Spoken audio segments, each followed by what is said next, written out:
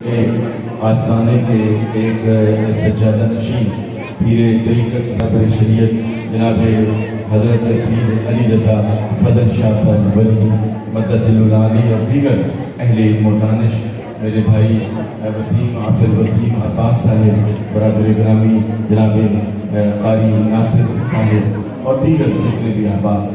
Time کافی ہو چکا ہے. میں قرآن مجید کی عظمت اور یہ جو آج اس مجلس کے لیے میں اور آپ یہاں جمع ہیں چند ایک چیزیں عرض کر دیتا ہوں بڑے سادہ پیرائے میں. امید ہے کہ اس سے پہلے بھی آپ کے دلوں میں اللہ اس کے رسول قرآن کی محبت ہے اور زیادہ ہو جائے گی. اللہ جل شانہ نے فرمایا اِنَّا نَحْنُ نَزَّلْنَا الذِّكْرَ وَإِنَّا لَهُ لَحَافِظُونَ. فرمایا کہ ہم نے ہی اس قرآن کو نازل کیا ہے اور ہم ہی اس کی حفاظت کرنے والے ہیں. اللہ تعالیٰ کے اور بھی کلام ہیں. 4 یہ بڑی کتابیں ہیں قرآن مجید کے علاوہ جو 3 ہیں تورات ہے، زبور ہے، انجیل ہے اور قرآن مجید. اور اس کے علاوہ متعدد صحائف بھی اللہ تعالیٰ نے کسی نبی کو 1 صفحہ دیا، کسی کو 2 صفحے دیے، 1 تختی 2 تختی ان پر بھی نازل ہوئے. مگر یہ 4 بڑی کتابیں ہیں. اللہ کا کلام ہونے میں یہ چاروں کی چاروں جو ہے وہ برابر ہے. ہم یہ نہیں کہہ سکتے کہ قرآن افضل ہے، تورات افضل نہیں ہے، زبور افضل ہے تو انجیل نہیں. اللہ کا کلام ہونے میں یہ سبھی برابر ہے اور ان میں اس اعتبار سے امتیاز نہیں ہے کہ یہ تورات ہے، یہ انجیل ہے اور یہ قرآن، اس اعتبار سے نہیں. مگر قرآن مجید کو یہ جو بقیہ کلام ہیں، کتابیں ہیں، ان پر فضیلت حاصل ہے. وہ فضیلت کس اعتبار سے ہے؟ کلام الہی ہونے میں برابر ہے. قرآن مجید کو ان سے ایک امتیازی وصف حاصل ہے جس کی وجہ سے اس کی فوقیت ہے اور اس کا امتیازی اس کی شان ہے. وہ کیا ہے کہ وہ کلام بھی اللہ کے ہیں اور اللہ جل شانہ ان پاک پیغمبروں کو عطا فرما کے انہیں یہ نہیں فرمایا کہ میں ان کی حفاظت کا ذمہ دوں گا. آسمان کے نیچے زمین پر اس وقت اگر کوئی پوچھے کہ سب سے بڑا عجوبہ کیا ہے اور سب سے بڑا نبی علیہ السلام کا زندہ معجزہ کیا ہے تو وہ ہے قرآن مجید کی حفاظت، وہ ہے قرآن مجید کی محفوظیت. اس کا محفوظ ہونا یعنی آج بھی آپ مارکیٹ میں جائیں آپ کو لاکھوں کروڑوں اربوں کتابیں مل جائیں گے اور ان کتابوں کے مصنفین بھی موجود ہیں. مگر ان کی موجودگی میں وہ کتاب 2 دفعہ 3 دفعہ 4 دفعہ چھپی.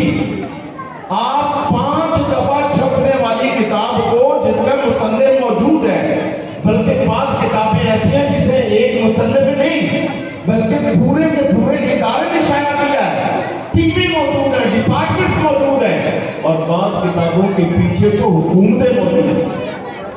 مگر وہ کتاب ایک دفعہ چھپتی ہے تو اور ہے، دوسری دفعہ چھپتی ہے تو اور ہے، اگلی دفعہ چھپتی ہے تو مفہوم بدل جاتا ہے، سرخیاں بدل جاتی ہیں، کنٹیکٹ بدل جاتا ہے، فہرست بدل جاتی ہے.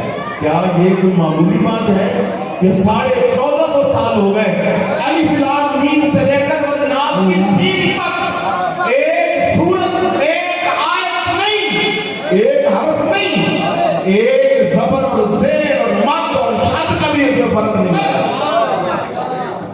کیوں؟ اللہ تعالیٰ نے اس کی حفاظت کا ذمہ لیا. اور یہاں پر میں یہ قرآن حضرات میں نے آپ کو مبارکباد دیتا ہوں. ابھی آتے ہوئے میں نے اللہ تعالیٰ نے ایک ذہن میں نکتہ ڈالا اور میں نے غور کیا تو وہ بہت پہلے کا میں نے پڑھ رکھا تھا.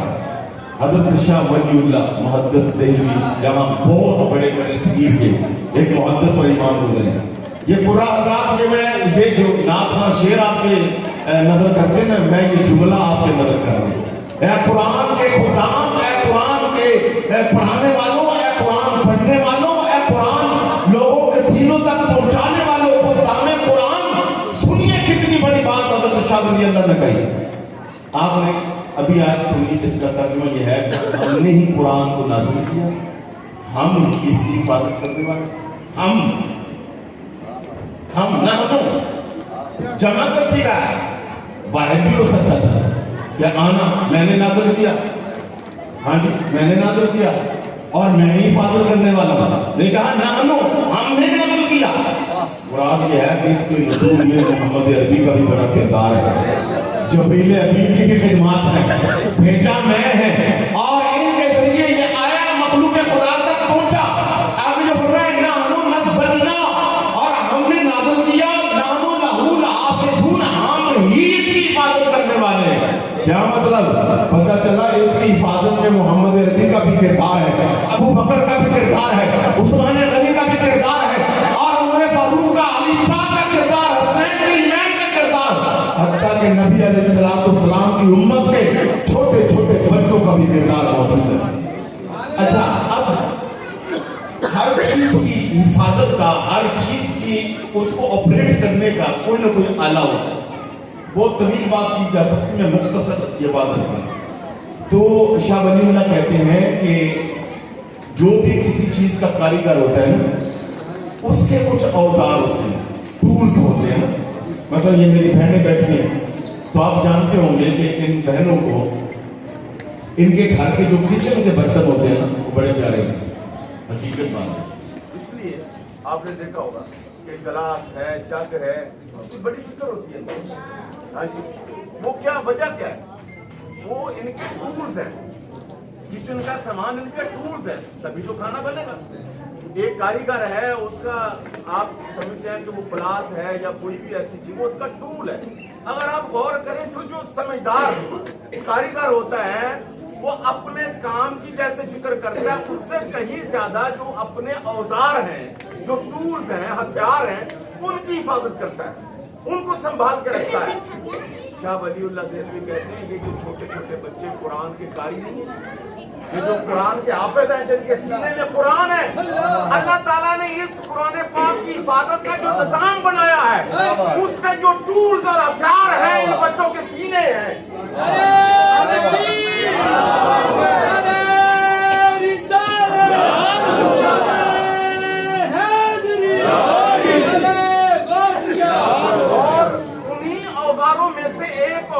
یہ مدرسہ ہے، یہ مسجد ہے، اور یہ جو پنڈی ہے، یہ جو دری ہے، یہ جو قاری صاحب پڑھا رہے ہیں، بچہ پڑھ رہا ہے، یہ مدرسہ اور اس مدرسے کو چلانے والا، اس مدرسے کو کوئی فنڈ دینے والا، یہ سارے کے سارے ان ہتھیاروں اور اوزاروں میں شامل ہیں جن کے ذریعے اللہ تعالیٰ اپنی اس کتاب کی حفاظت فرماتا ہے۔ تو جب عام سا قاری جو ہے، عام سا کاریگر جو ہے، وہ اپنے اوزار کو ضائع نہیں ہونے دیتا، وہ اپنے اوزار کو بیکار نہیں ہونے دیتا، تو یہ کیسے ہو سکتا ہے کہ کوئی خادم قرآن ہو، قاری قرآن ہو، حافظ قرآن ہو، کسی بھی طرح قرآن کی خدمت کرے؟ اللہ جل شانہ اسے نہیں، اس کی بھی حفاظت کرتا ہے، اللہ اس کی نسلوں کی بھی حفاظت کرتا ہے۔ تکبیر، اللہ اکبر، رسالت، تحقیق، حیدری،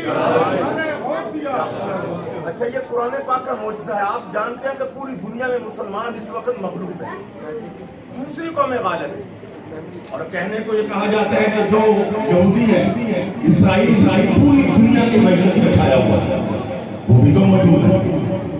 وہ اپنے جناب حضرت موسیٰ علیہ السلام کو ماننے والے، تورات پڑھنے والے یہودی اہل کتاب ہے۔ عیسائی وہ بھی آپ جانتے ہیں، وہ ان کی تعداد مسلمانوں اور یہودیوں سے کہیں زیادہ ہے۔ سپر پاور وہ ہے، سپر پاور وہ ہے، مگر اپنے نبی کا کلمہ پڑھتے ہیں۔ اب ایک جملہ اپنے نبی کا سند ان کے پاس محفوظ نہیں ہے۔